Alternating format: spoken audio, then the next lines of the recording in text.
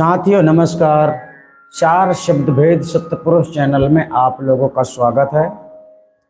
और इस वीडियो के माध्यम से आप लोग जानेंगे परमात्मा शब्द का अर्थ क्या होता है। जी हाँ, हर शब्द को सही ढंग से समझना ज्ञान होता है और शब्द का ही खेल है संसार में, यानी कि शब्दों के ही झमेले में आप फंस जाते हैं और शब्दों के ही झमेले से आपको छूटना है और छुड़ाने वाला भी आपको शब्द है। जैसे कि शब्द के बारे में सदगुरु कबीर साहब कहते हैं, संतो शब्दई शब्द बखाना, संतो शब्दई शब्द बखाना, शब्द ही फांस फंसा सब कोई शब्द नहीं पहचाना। किसी वाणी को जान लेना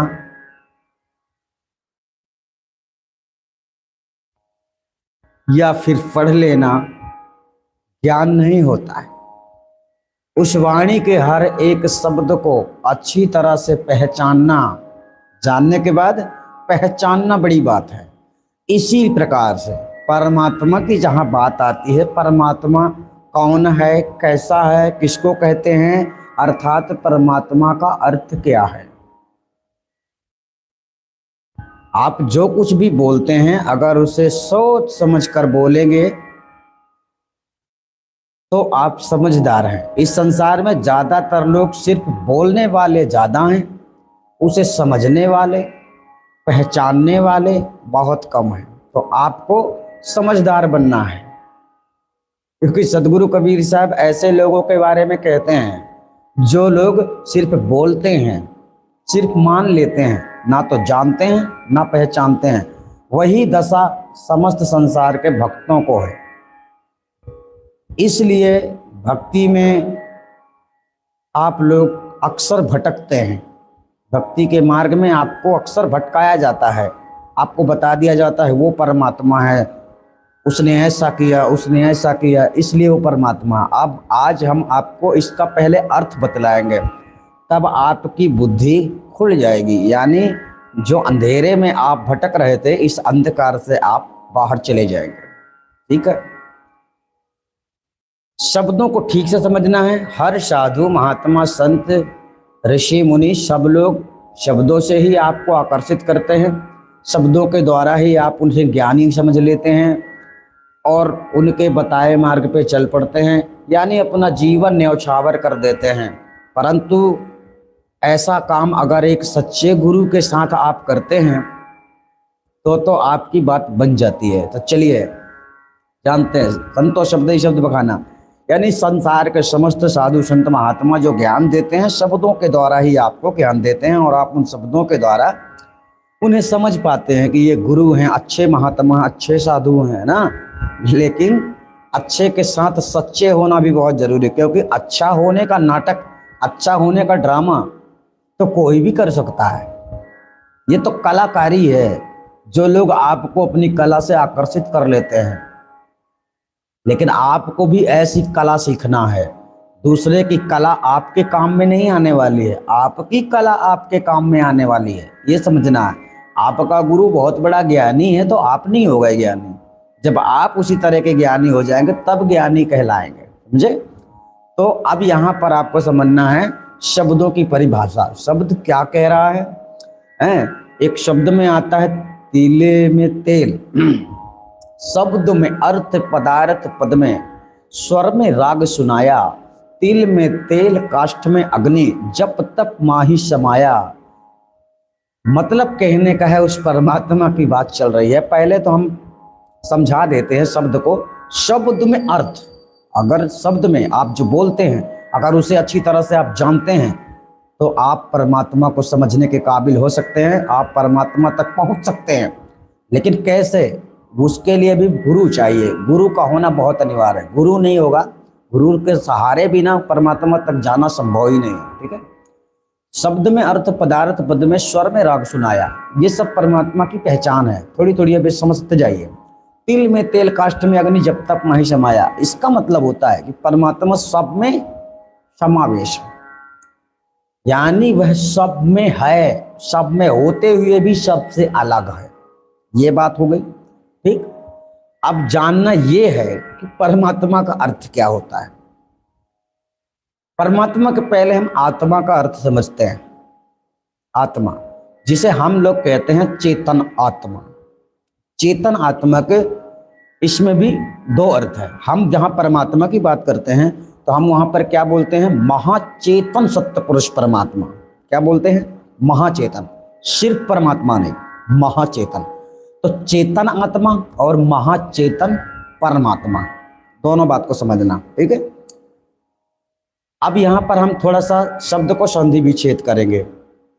परम आत्मा, ये परम अलग ले लो, आत्मा अलग ले लो। चेतन आत्मा जब हम कहते हैं वह एक आत्मा के विषय में बोला जाता है, या फिर हम उसे आत्मा बस कह देते हैं। ठीक है, तो यह, हेलो, हाँ बेटा, अच्छे हैं। हम थोड़ा सत्संग में बैठे हैं बेटा, बाद में कर लेंगे दर्शन। ठीक है, सत्संग कर रहे हैं, देखो।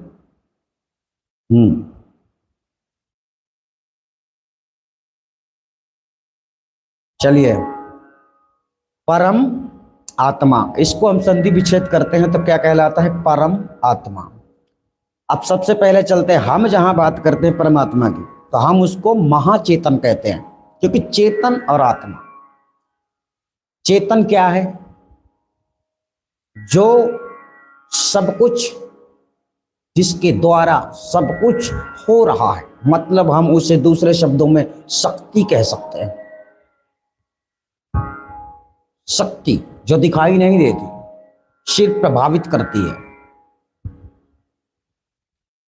जैसे मान लीजिए कोई ट्रैक्टर है या फिर कोई मोटरसाइकिल है, अगर उसमें कोई बैठकर ना चलाए, वो अपने आप ही चले, तो आप लोग सोचेंगे कि इसमें पता नहीं कौन सी शक्ति काम कर रही है।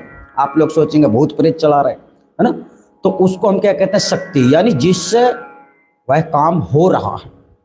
जैसे जो काम आपका हमारे द्वारा हो रहा है तो आप कहेंगे कि जगत प्रेमी चंद्रदेव के द्वारा हुआ, है ना। और जो काम, मतलब जो वास्तविक में हमारे अंदर से आपको बतला रहा है वो तो अलग है, वही है चेतन। मतलब ये बोलने वाला, सुनने वाला, खाने वाला, पीने वाला, जागने वाला, सोने वाला, ये सब आत्मा शरीर के अंदर रहने के कारण क्रियाशील हो गई है।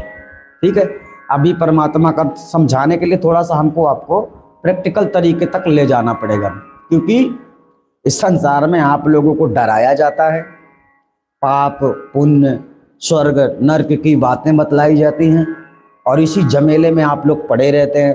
तो यहाँ पर साहब ने एक शब्द में कहा, हरि जाने को अन्न जाने को स्वर्ग नरक है। क्या अनजाना, अन्न जाने को स्वर्ग नरक है, हरि जाने को नाही। अजय बाय से भाव लोग डरते है, सो डर हमरे नाही।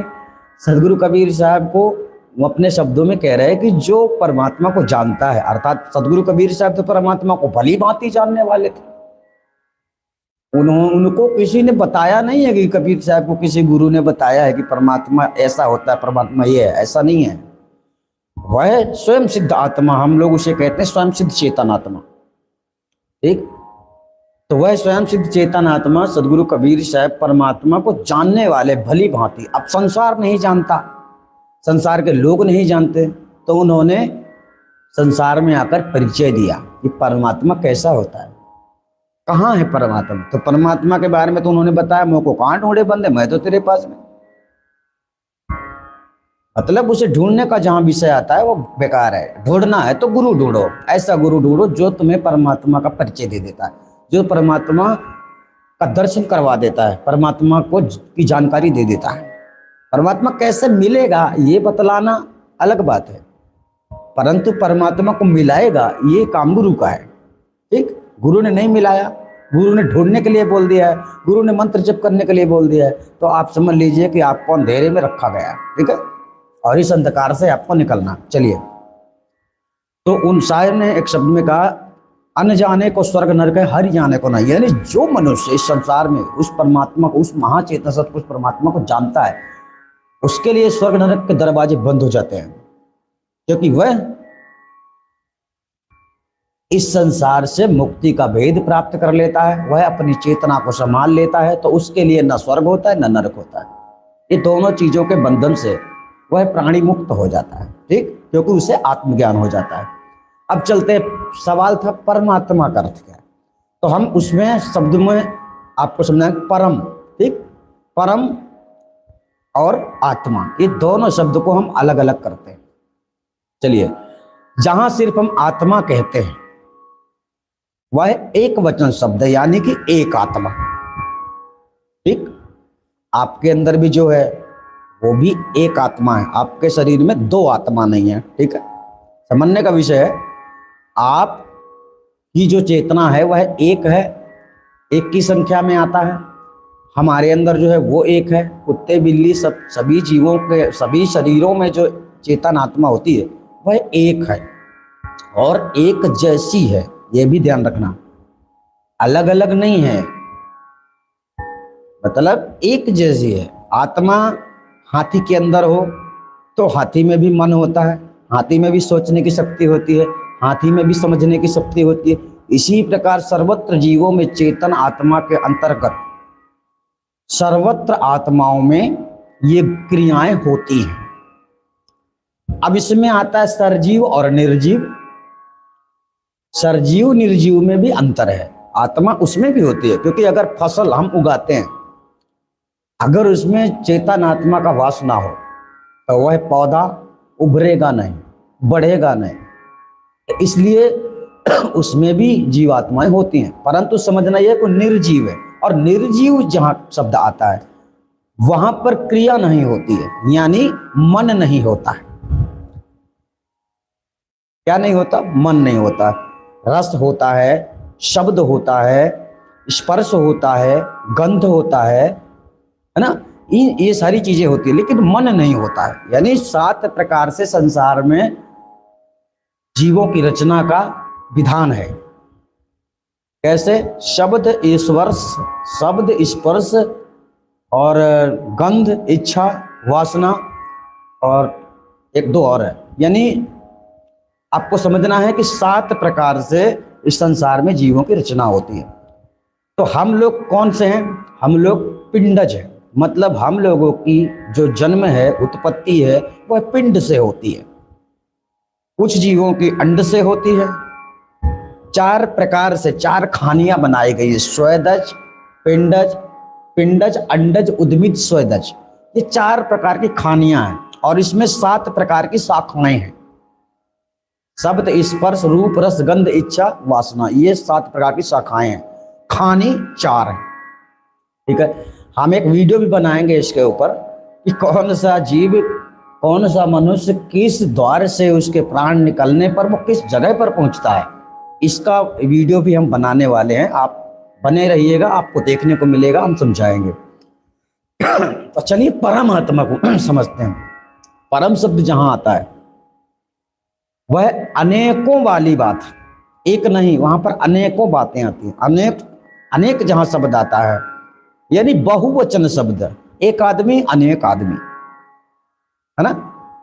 जैसे एक बूंद, यानी अनंत बूंद, जिसकी हम संख्या कर ही नहीं सकते। अनंत बूंदों के विशाल समूह से एक समुद्र का रूप धारण किया जाता है, समुद्र रूप लेता है। हर मतलब आपको इसी प्रकार से समझना होगा परमात्मा को। अभी हम प्रैक्टिकल रूप से समझाने का प्रयास कर रहे हैं कि अनेकों बूंद मिलकर एक विशाल समूह समुद्र का रूप लेता है।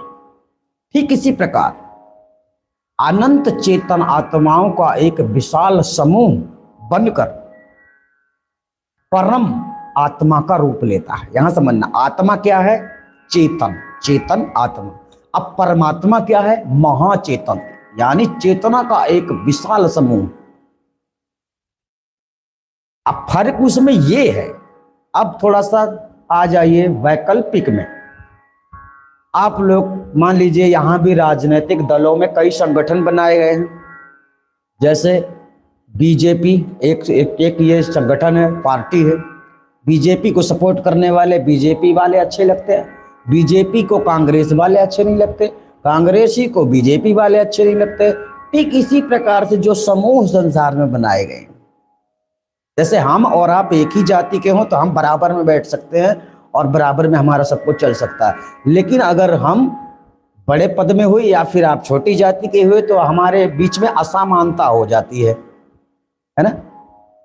मान लीजिए कि आप निचली जाति के वर्ग में आते हैं, हम आपके यहाँ जाएंगे तो आप बहुत बढ़िया स्वागत करके बिठाएंगे। आप सोचेंगे कि हमारे पास आए हैं, हमारे घर में आए हैं, बहुत बड़ी बात है ना, तो आप अच्छी व्यवस्था करेंगे। और आप निचली जाति के हैं तो आप जाएंगे उनके घर तो आपको मन से ही नहीं लगेगा कि हमको इनके पलंग में बैठना चाहिए, इनकी बराबरी में बैठना चाहिए, आप खुद ही नीचे बैठ जाएंगे। ये क्या होती है?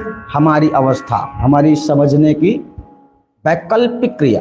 तो इस प्रकार से जहां परमात्मा की बात आती है, जहां हम कहते हैं परमात्मा, हम सबको जाकर परमात्मा में स्थिर होना है। जहां मोक्ष के लिए हम ज्ञान के लिए दौड़ रहे हैं तो हमें परमात्मा में रहना है, मतलब परमात्मा का डिपार्टमेंट ज्वाइन करना है।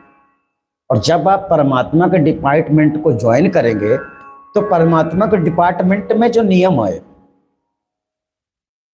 कि भाई जब हम इसमें जुड़ रहे हैं तो उसका जो भी संविधान है उसी में हमको चलना है। यानी ना काहू से दोस्ती, ना काहू से बैर, ये सारी बातें हो गई। ना कोई तुम्हारा है ना तुम किसी के हो, बस ऐसी बात हो गई। लेकिन तुम हो, इस बात को ध्यान भी रखना, तुम हो। ऐसा नहीं है कि तुम्हारा अंत ही हो जाएगा, तुम आत्मा तो कभी मरती नहीं, तो तुम मरोगे कहाँ, मरने वाले नहीं हो।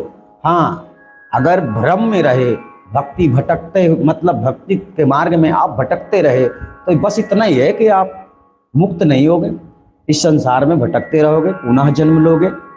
और ऐसा करते करते आपका जीवन यापन चलता ही रहेगा। यानी ये प्रक्रिया, दुख जो है ये खत्म नहीं होगा जब तक मोक्ष नहीं मिलेगा।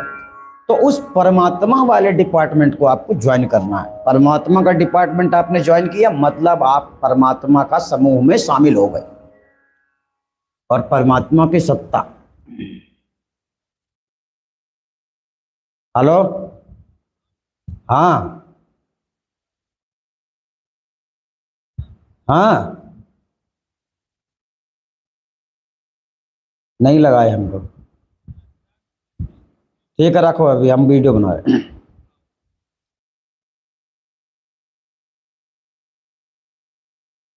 चलिए, मतलब समझना, परम, परम शब्द में हमने आपको बतलाया कि एक अनेकों आत्माओं का समूह, यानी ये सब कुछ परमात्मा से ही हुआ है।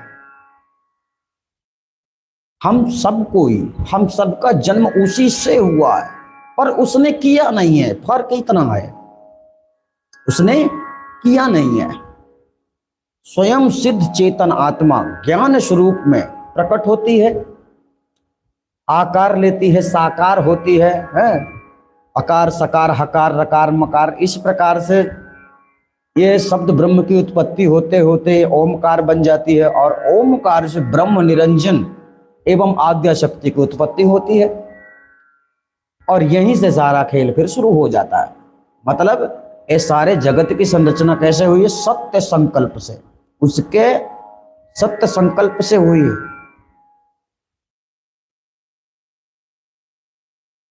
ठीक है, तो परम शब्द को पहले आपने समझ लिया होगा, अनेक, यानी ये सब आत्माएं जब दुनिया नहीं थी तो ये सब थी कहां? तो परमात्मा में ही थी ना। तो जब दुनिया नहीं थी, परमात्मा में ही सर्वत्र आत्माएं थी, तो परमात्मा में सब निमग्न थी। न चिंता, न मोह, न काम, न क्रोध, न इच्छा, न वासना, कोई क्रिया नहीं। यानी तब आत्मा अपने आप में रहती थी। और अब आत्मा इस शरीर से संबंध कर चुकी है, यानी पांच भौतिक शरीर। और इस पंच भौतिक तत्वों के शरीर में रहकर आत्मा को पीड़ा हो रही है, दर्द हो रहा है, तकलीफ हो रही, चिंता हो रही, जो आत्मा में कभी था नहीं।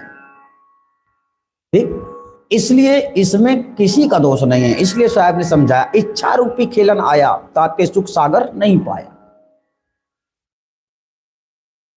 इच्छा रूपी खेलन आया। यानी आप ऐसी अवस्था में सो रहे थे जिसका अंत ही नहीं था, लेकिन जब से जागे हो तब से तुम सोए ही नहीं। सोने का भी एक विशेष मतलब होता है। जब आप सो जाते हैं ना तो तुम्हें पता नहीं होता कि तुम कहाँ हो, कौन हो, कैसे हो। जब जागते हो तभी पता चलता है फलाना हो, मेरा ये काम है, मेरा वो काम, मुझे वहां जाना है, ये करना है, वो करना है ना। सो गए तो दुनिया खत्म, जाग गए तो दुनिया शुरू। तो तुम लोग जाग गए हो, पुनः तुम्हें उसमें उस निर्विकल्प समाधि को प्राप्त करना। ठीक है। तो परम का मतलब आपने समझ गया। परम का मतलब हमने आपको बताया अनेक। आत्मा का मतलब चेतन आत्मा। चेतना वो है जिसे देख नहीं सकते, बुद्धि से समझ सकते हो, है ना, बुद्धि के माध्यम से समझ सकते हो, लेकिन देख नहीं सकते। और आत्मा, जहां आत्मा शब्द आता है वह स्वरूप को कहा गया है। किसको कहा गया? आत्मा स्वरूप को कहा गया है। किसके स्वरूप को? जैसे हमारा ये शरीर है, ये भी हमारा एक स्वरूप है, अभी हमारे साथ है, हमें मिला है, ये भी हमारा एक स्वरूप है। इसके बाद इसका जो सूक्ष्म शरीर होता है वो भी हमारा दूसरा स्वरूप है, और उसको चलाने वाला जो हम हैं वास्तविक में, वो तीसरा स्वरूप। तो तुम्हें उस तीसरे स्वरूप को जानना है। ये पहला स्वरूप अंदर बैठा हुआ सूक्ष्म शरीर को छोड़कर, वो दूसरा शरीर उसको भी छोड़कर, तीसरा स्वरूप को आपको जानना है जो तुम्हारा असली है। यानी उसी के दम से तुम देख रहे, उसी के दम से तुम सुन रहे, उसी के दम से तुम सोच रहे, उसी के दम से तुम बोल रहे। तो यानी अपना हित अगर आप चाहते हैं तो आपको सच्चाई को जानना होगा।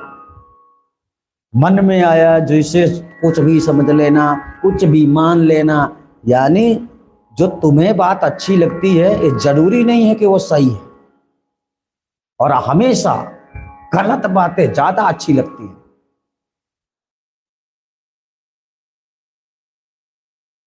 और सही बात विरले लोग समझ पाते हैं, करोड़ों में एक। क्योंकि आपके देखने की, आपके समझने की जो दृष्टि है वो अलग हो जाती है। जैसे हमने कहा आप 5 सेकंड में परमात्मा को जान सकते हैं, क्या आपको स्वीकार है?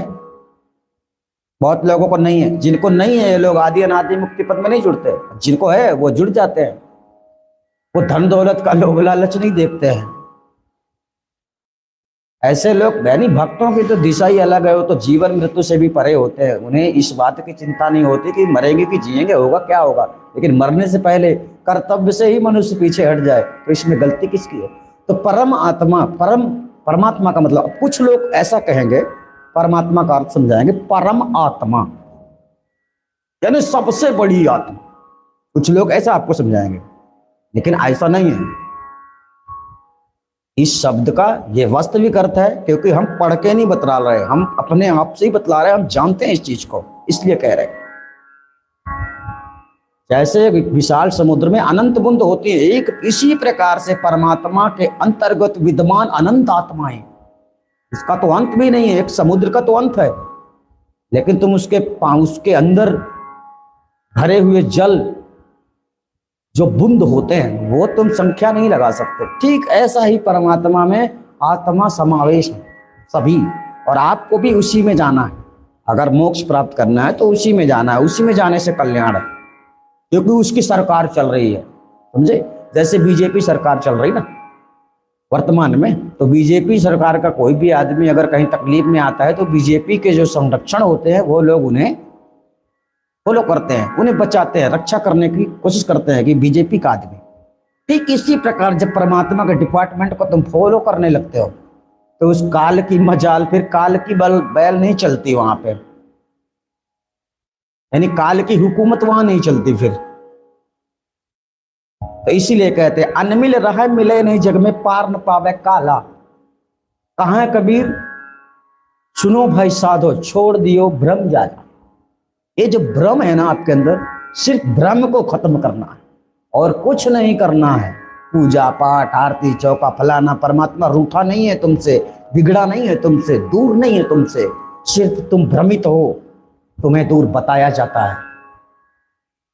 तुम्हें पाप पुण्य के झमेले में उलझाया जाता है। ऐसे होगा परमात्मा खुश, ये सब कुछ समझाया जाता है। परमात्मा न कहता है न सुनता है। तुमने वाणी नहीं सुनी? ना मैं धर्मी ना ही धर्मी, ना जाति ना कामी हो, ना मैं कहता ना मैं सुनता, ना सेवक ना स्वामी हो। इन बातों पर विचार कभी नहीं आता। वो तुम्हारा स्वामी बनने के लिए तैयार नहीं है, तुम उसे स्वामी समझ रहे हो, तो क्या मतलब? कोई मतलब नहीं। आप हमको जबरदस्ती गुरु मान लोगे, हम आपको बनाना नहीं चाहते चेला, तो क्या होगा? होगा ऐसा? नहीं होगा। हम आपको जबरदस्ती चेला बनाना चाहें, आप नहीं बनना चाहते, तो क्या होगा? नहीं होगा। इस प्रकार से आपको समझना है। तो परमात्मा का अर्थ आपने इस वीडियो में ठीक से समझ लिया होगा। परम शब्द अनेक वचन है, बहुवचन है, और सिर्फ आत्मा, अगर परमात्मा को हटा दिया जाए तो सिर्फ आत्मा, तो आत्मा एक वचन है। आत्मा चेतन आत्मा, हम उसको फिर पूरा कहेंगे चेतन आत्मा। आत्मा उसे कहते हैं जिसे हम जान सकते हैं। आत्मा चेतन आत्मा, आत्मा स्वरूप को कहा गया है। जैसे इसको शरीर कहा गया है, ये क्या कहा गया है? इसको शरीर। इसी प्रकार चेतन का वो शरीर है जिसे कहते हैं आत्मा। ठीक है? इसलिए हर शब्द में अर्थ होता है और उस अर्थ को जानना होता है। अगर उस शब्द के अर्थ को आप जान लिए, पहचान गए, तो आप ज्ञानी हैं। नहीं समझे तो फिर आप समझिए कि आप कौन हैं। ठीक है? शायद आपको समझ में आ गया होगा। हम आपसे फिर मिलेंगे, तब तक के लिए धन्यवाद। आप सभी अपना ख्याल रखना। नमस्कार। एक बात और बतला दें, परमात्मा ना कभी जन्म लेता है, ना कभी प्रकटता है, ना तो वो परिवर्तनशील है, ना तो वह सोता है, ना तो वो जागता है, और ना तो वह कभी लीला करता है। वो इन सब चीजों से परे है। वो है परमात्मा। तो आपको लगता है इस संसार में जो आए बड़े बड़े ताकतवर योद्धा, जादूगर, अपनी लीला चमत्कार दृष्टि दिखाकर चले गए, आपको लगता है कि ये ईश्वर, ये भगवान, ये परमात्मा है, तो इनकी तुलना इस संसार में तो ईश्वर भी कभी नहीं आया है। जान लो, इस दुनिया में, ब्रह्मांड में जहां तुम रह रहे हो, ये पिंड में रह रहे हो, यहाँ कभी भगवान भी नहीं आया जिसने दुनिया को बनाया है, क्योंकि वो भगवान तुम्हारे अंदर ही बन के बैठ गया है। आप सबको केंद्रित करके रखा हुआ है। इसलिए जिसकी तड़प सच्ची होती है, जिसकी परमात्मा के लिए लगन होती है, विरह होती है, जो परमात्मा के लिए भटकता है, रोता है, तड़पता है, ऐसे लोगों को परमात्मा मिलते हैं। परमात्मा मिलते तो नहीं है, यानी गुरु के द्वारा मिलते हैं, पर ऐसे लोगों को मिलते हैं। ये ड्रामा करने वाले, नौटंकी करने वाले, अपने आप को होशियार समझने वाले, पोथी पढ़ पढ़ के मंत्र जपने वाले, इन सबको परमात्मा असंभव है मिलना। ठीक है? तो आप समझ गए होंगे। हम आपसे फिर मिलेंगे, तब तक के लिए धन्यवाद।